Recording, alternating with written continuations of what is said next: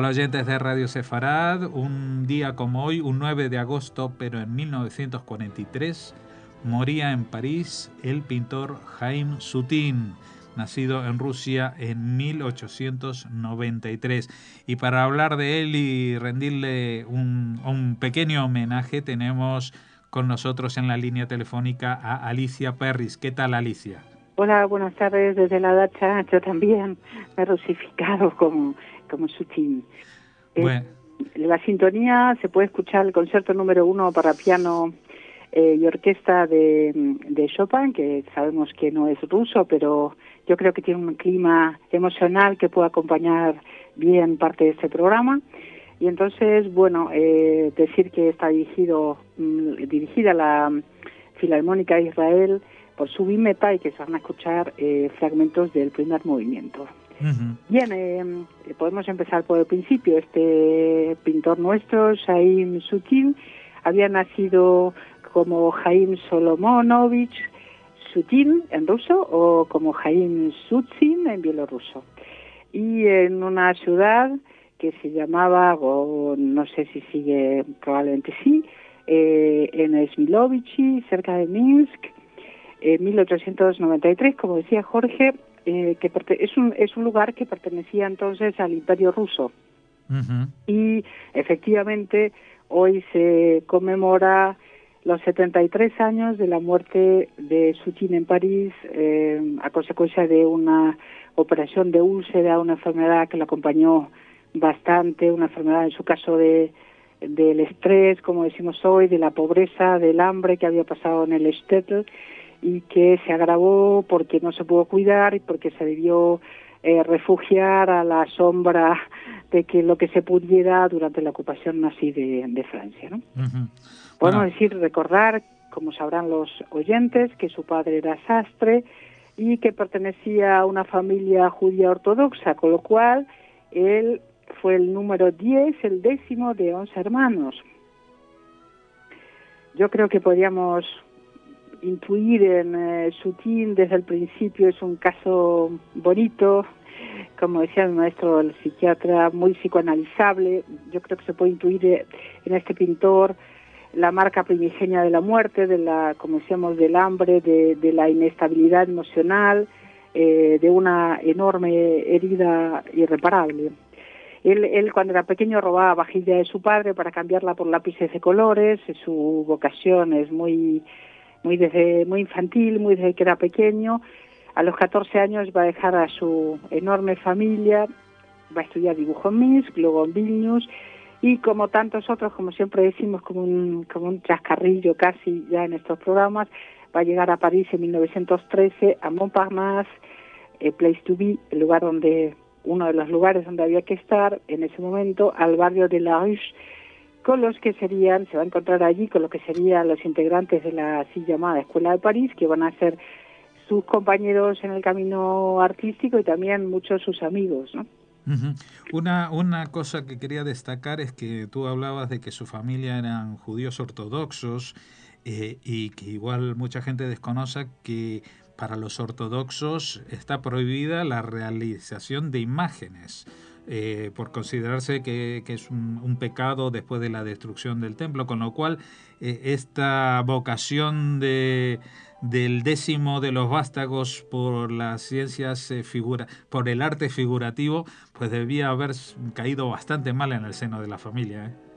Yo creo que es doblemente castigada, una efectivamente por lo que tú estás comentando, y otra porque no tenían medios tampoco. Ser en una familia de este tipo, con este paisaje, un pintor, o tener vocación artística era como bastante estrafalario, ¿no? Y extravagante. Uh-huh. Entonces nada, finalmente este chico llega, como decíamos, a París y va a conseguir estudiar entre 1913, 2 años, y 1915, con Fernand Cormont, y ahí va a ser yo creo, probablemente una de las que sea uno de sus grandes encuentros. Se va a encontrar con Amedeo Modigliani, que se va a convertir en su íntimo amigo. Se van a pintar, se van a retratar. Las penurias económicas van a ser importantes, tanto en Modi, de las que nunca se va a curar en el caso de Maudy, él sí, Soutine sí. Y este amigo de Livorno del sur va a ser el calor del Mediterráneo con el spleen del alma rusa de Shahin, ¿no? Maudy le va a presentar en 1918 a su marchante, el famoso Swarovski, del cual pintará retratos Modigliani de su mujer, etcétera. Y en 1919 el propio Swarovski lo va a impulsar a hacer un viaje al sur de Francia, al Midi, otra especie de peregrinación obligada de la época como la del propio Amedeo, y a la vuelta va a exponer en 1921 en el Café de Parnasse de París, y luego ya en 1923 va a hacer un salto a la exposición de la Pennsylvania Academy of Fine Arts de Filadelfia. Muy importante esto de poder salir de Europa en estos tiempos, ¿no? Porque hay pintores que no dan ese salto, ¿no? En 1935 también va a exhibir 20 cuadros en la primera exposición monográfica en Estados Unidos, en el Arts Club de Chicago. Luego va a ir a Nueva York y a Londres en 1936 y 1937. Y también en 1937 en la exposición, va a ser una exposición que se llama Los Maestros del Arte Independiente en el Petit Palais. Bueno, la vida de Soutine se acorta por momentos y se agrava, y la situación personal va a tener unos años de felicidad, sin embargo, más o menos en los años 20, pero ya a los 30 y tantos, con la situación de la invasión de Alemania y el ascenso del nazismo, la vida se complica para todos. Entonces, entre otras cosas, Gerda Groth, su compañera, fue arrestada por los alemanes, y entonces Soutine se ve obligado a refugiarse en Champigny-sur-Vente, que es un pueblecito cerca de Tours, a suficiente distancia de París, pero no tanta, y ahí va a poder pintar a escondidas, casi, digamos, y se va a visualizar otro universo. Va a pintar otras cosas, va a pintar paisajes, va a pintar el campo, va a pintar los niños del pueblo, va a haber un toque de ternura en toda esa, que la diferencia mucho de su estilo más o menos habitual, ¿no? Es como si quisiera hacer tejer una especie de reconciliación con la vida, con lo que había vivido, ¿no? Uh-huh. Luego, en 1943 se expone en Washington y Nueva York, y fue el año que va a fallecer, que va a morir, como decíamos, de una mala praxis o de una mala vida, ¿no? Va a ser enterrado en Montparnasse, y algunos amigos, entre ellos Pablo Picasso, nada menos, Marc Jacob, del cual hemos hecho aquí en la radio un programa hace muy poco, Jean Cocteau y Francis Carcot, van a ir a su entierro, a su inhumación, a pesar de la prohibición de los nazis que ocupan Francia, ¿no? Uh-huh.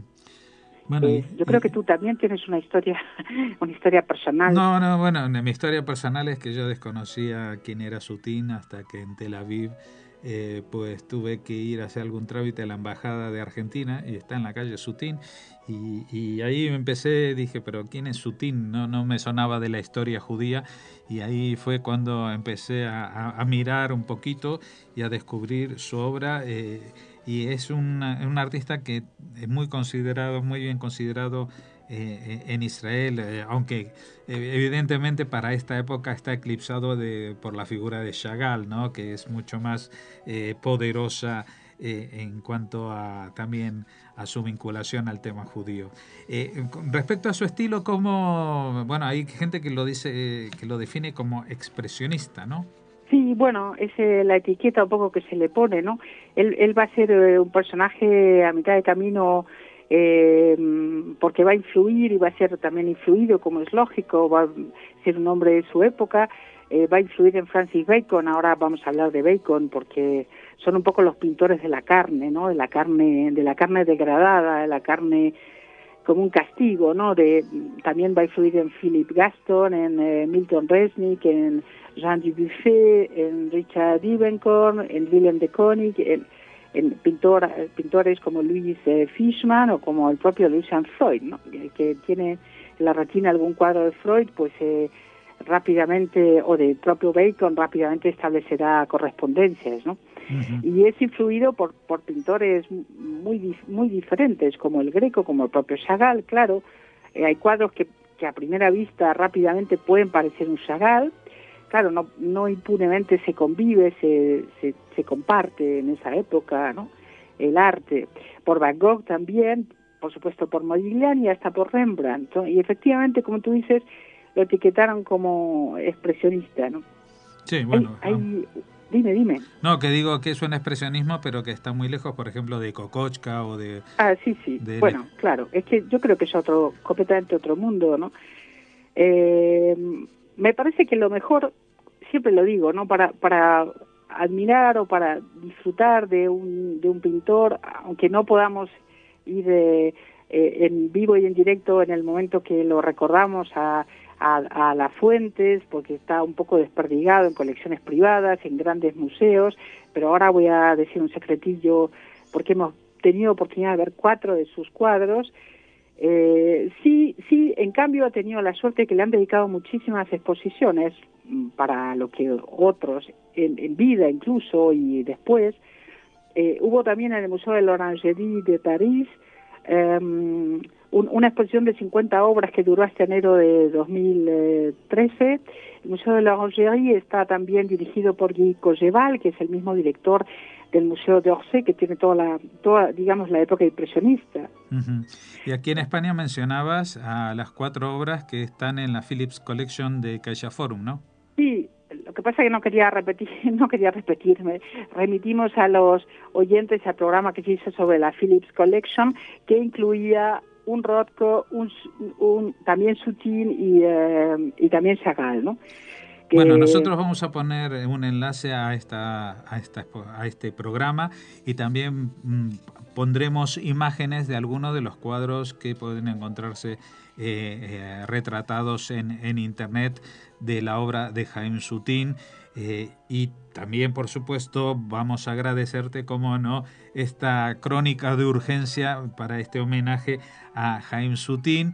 Te dejo un minuto para que cierres, si quieres, algo que tengas que agregar. Bueno, el malditismo tan francés, tan literario de Baudelaire, de Verlaine, de Rimbaud, del propio Poe, esa malaise de vivre, ese malestar de vivir del que se habla, ¿no?